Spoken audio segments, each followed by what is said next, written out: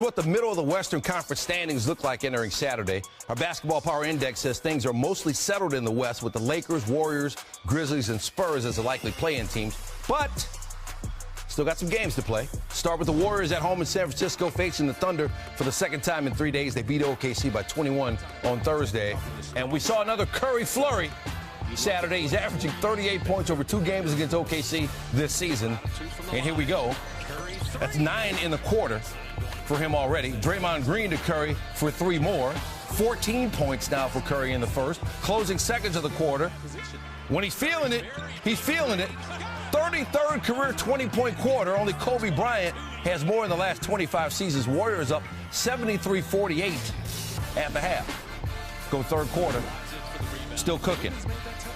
I mean, you got to start guarding him after half court. 31 feet. He was 11 of 21 from 3. His 4th game with at least 11 triples this season. That's an NBA record. This time from 32 feet. Ridiculous. And then the Warriors up 92-61. Draymond Green's like, just get it to him any way you can. Unbelievable. By this point, the question was, how many would he score? How about 49? And he didn't play at all in the 4th. That's crazy. Unbelievable. Warriors win at 136-97. Cool him off. Cool him off. Amazing. Another night, another Steph Curry scoring feat. His 49 points, the 5th most in a game with fewer than 30 minutes played in the shot clock era. Klay Thompson and Curry have 3 of the 5 highest totals. You might remember Thompson dropped 60 in 3 quarters back in 2. Let's run through the latest around the association. Time for quick takes. Let's go. Stephen A., how dangerous are the Warriors in the play-in? They are incredibly dangerous because they have the guy that is the greatest shooter God ever created and the guy that I believe is playing the best basketball of anybody in the NBA right now is Steph Curry. At any given moment, he can drop 50 and win a game for you. That's why they're dangerous. 100% again. I believe that's hyperbole. I don't believe it for 1 second, but he could be talking about, I'm not going to be 100% again this season. I'm looking at the fact that Rondo is no longer there. He's on the other sideline with the Clippers. Even though Dennis Schroeder, the bottom line is they're better offensively with him on the court, but porous defensively when he's on the court. They're better without him defensively. Kyle Kuzma, it's like bipolar disorder for crying out loud. He's scoring 1 minute. The next thing you know, he disappears for 3 quarters. I'm very concerned about the Los Angeles Lakers from that standpoint alone. But then when you look at the rest of the Western Conference, what is there to say? Utah, Phoenix, the LA Clippers, the Denver Nuggets, Portland, you can't sleep on them. Dallas, you can't sleep on them. With Luka averaging 29, 9, and 8. My God, there are reasons to be concerned about the Los Angeles Lakers. And right now, I am officially in panic mode that the Lakers might not even make it out of the damn play-in game. Wow, the defending champs. Max, where are you on this? It is panic time in L.A., but I don't think it's because of the play-in game, Stephen A., because the odds that they would lose 3.5 games in the standings are slim. So if they do play in the play-in, it will be play-in games, plural. And I don't believe if they were to lose to the Trailblazers or the Warriors, whoever they'd have to play in that first game, that they would then also lose to either the Grizzlies or the Spurs, whoever they'd have to play in that second game. So I think they will be, I'm confident in saying, if LeBron and AD are playing, they will absolutely be in the playoffs. But here's the thing, guys, and this is why it's panic mode. This is why it's panic time. I don't see how they get out of the first round right now, and I'm a Lakers fan. How do they get out of the first round? Because if they do play a play-in or 2 in order to even get there, or even if they don't, let's say they hold on to the seed they are presently holding on to. They play the Clippers in the first round. Like if they play in the play-in, depending on where they wind up, 7 or 8, they're either playing the Jazz or the Suns in the first round. Those teams have chemistry. They're in lockstep. You're going to just throw everybody together and beat one of those teams? And don't let it be the Clippers. I think that's the worst matchup, Stephen A. Kawhi, they've been load managing again. Maybe not to the extent that they once did, but they're load managing again. He can't play full quarters. In fact, Ty Lue is complaining about how it's messing up rotations and stuff. But he'll be ready. And Paul George will be looking for redemption. And they got Rondo and everyone else you just mentioned. How are the Lakers, who don't have Schroeder until the end of the year, who are even playing without Talen Horton-Tucker. I mean, talk to Lakers. They'll tell you we didn't have a point guard or anything resembling a point guard.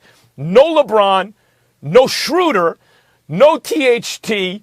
AD goes down, obviously an ankle. No, back spasms. What? How are the Lakers going to get out of the first round? The first round, that's what I want to know.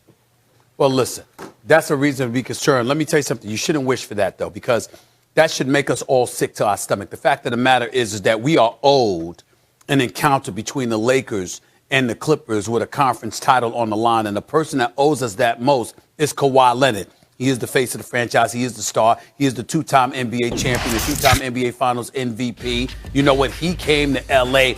with the crown dangling from his convertible, from the mirror on his convertible, driving down the highway in L.A. He is from California. LeBron's from Cleveland. I understand all of that, but he came there as a champion, basically saying it's a new sheriff in town. Mm-hmm. That was his attitude towards LeBron, who hadn't made the playoffs in his first year as a Los Angeles Laker. So LeBron shows up last year. They get through the first round, the second round.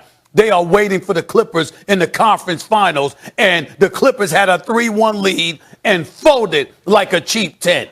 Bottom line is that Kawhi owes us this encounter. The problem is the Clippers are living up to their end of the bargain. The Lakers at this particular moment in time, albeit due to health reasons, that is not the case. And I think that's a damn shame. By the way, as an aside, can we stop this noise, these people questioning, asking the coach in the press conference, stuff like that? LeBron James wasn't sitting on the bench. He's in his 18th season. He's 36 years of age. He's a reigning defending champion. When healthy, the brother doesn't take days off. He doesn't miss games. And people are sweating the fact that he wasn't sitting on a bench in street clothes. Grow the hell up and make sure we start asking coaches some sensible questions. I don't give a damn where LeBron is. I don't care if he's on Rodeo. I don't care if he's at Venice Beach chilling. I don't care if he's at the massage parlor for crying out. I can care less where he's at. Well, as long as the brother is ready to play, as long as he's there when it's time to play, I'm good with it. Max, right? I just want to make sure you both heard that. Yes. Yep. Okay. I think those questions are pertinent. I think they were good questions, and I think the answers are interesting. Where's LeBron? Is it a medical reason? He said, no, he's just not here. That's 2 games. Now, we may look into that, and I might have even followed up. Coach, is that because the feeling is he needs to do everything in his power to get back physically? Why isn't he here, right? Like that sort of thing. But I do think it's relevant, and I'll tell you why. The Lakers, Stephen A., need obviously LeBron or AD, or there's no chance for a championship, or even to get out of the West. But I want to get back to the Clippers. You just said the Clippers owe us that matchup, and you're right. And I think the Clippers know it too. And who's the key on the Clippers? You keep focusing on Kawhi. Sure, he's the number one guy. He's the main guy. He's the guy who challenged LeBron. But except for Game 7, I don't give him a pass for that against Denver. Fourth quarter, Game 7, you got to show up. He almost always does. Not that game. Yes. It's Paul George who needs to step up, and everyone knows it. The Clippers are loaded. In fact, when I look at the Western Conference, the team I think that could give the healthy Nets big 3 the best run is these Clippers. It's these